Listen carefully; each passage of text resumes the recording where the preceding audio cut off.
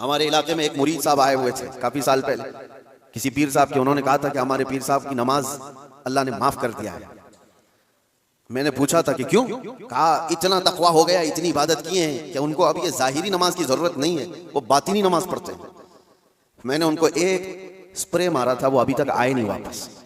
कहा अब शरीयत में 4 लोगों पर नमाज माफ है, 4 लोगों पर नमाज माफ है।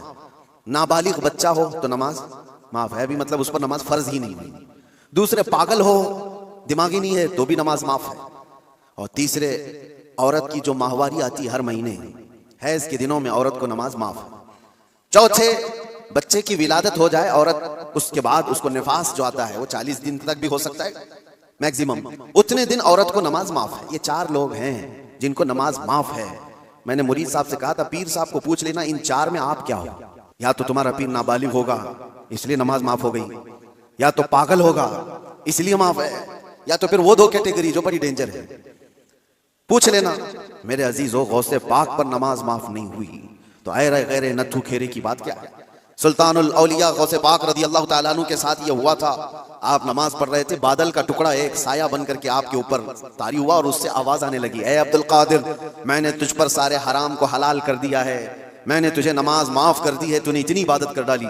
और जाहिर सी बात है ये 4 दिन लोगों में बैठ करके इबादत करके ये समझ लें कि मैं बहुत किया हूं। गौसे पाक तो वो हैं जिन्होंने 15 साल तक एक पांव पर खड़े होकर रात भर नमाज पढ़ी है, और तकरीबन 40 साल उनकी इबादत के ऐसे गुजरे हैं कि एक अंगूर के दाने से सहरी करते थे और आधे गिलास पानी से इफ्तारी कर लिया करते थे।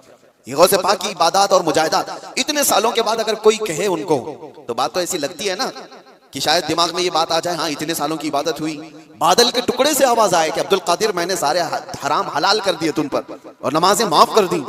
लेकिन वो ऐसे वैसे लोगों की सोहबत पाए हुए और मौसमी तरीकों के वली नहीं थे। गौसे पाक रदी अल्लाह तआला अन्हु शान महबूबियत पर फाइज थे। आपने बरजस्ता कहा यह आवाज रहमान की नहीं है, ये शैतान की है।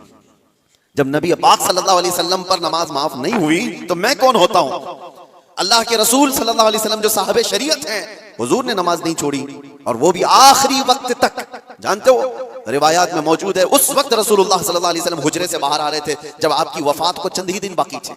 हुजूर की वफात को, हुजूर के इंतकाल को चंद दिन बाकी थे। हजरत अबू बकर सिद्दीक इमामत कर रहे थे, लेकिन उसके बावजूद रसूल पाक सल्लल्लाहु अलैहि वसल्लम सख्त अलालत के बाद हुजरे से बाहर तशरीफ लाए थे, इस हालत में कि रिवायात में मौजूद है हुजूर 2 सहाबा के कंधों पर हाथ रख करके बाहर आ रहे थे, पैर जमीन पर नहीं लग रहे थे। इस कदर शिद्दत की तकलीफ के साथ भी नबी पाक सल्लल्लाहु अलैहि वसल्लम मस्जिद में तशरीफ ला रहे हैं, और यहाँ मुर्ग मुसल्लम तोड़ते हुए बैठे हुए वो पीर कहते हैं कि हमारे लिए